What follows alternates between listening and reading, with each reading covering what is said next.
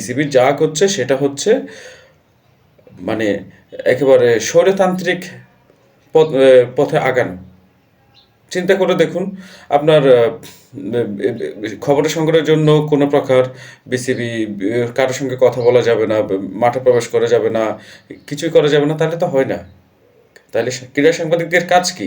Match report করা, যে বিবৃতি পাঠানো সেটা তৈরি করা, নাকি ভেতরের খবরটা তুলে আনা? বিসিবির পরিচালকদের বিরুদ্ধে একের পর এক অভিযোগ করছে, ফিক্সিংয়ের অভিযোগ। মানে বিপিএল চলাকালীন একজন পরিচালকের বিরুদ্ধে ফিক্সিংয়ের অভিযোগ, উনি পদত্যাগ করেছেন। এর 24 ঘন্টা না যেতেই আরেকজন পদত্যাগ করেছেন অন্তর্কুন্তলের কারণে। তারপর বিসিবি সভাপতি আমিরুল ইসলাম বুলবুলের নামেও উঠল ফিক্সিংয়ের অভিযোগ।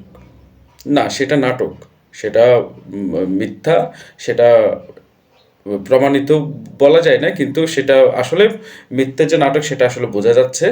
কিন্তু এই খবরগুলো যদি আপনি প্রকাশ না করে সাংবাদিকরা, তাহলে বিসিবি পরিচালকরা তো একের পর এক দুর্নীতির ভিতর দিয়ে যাবে।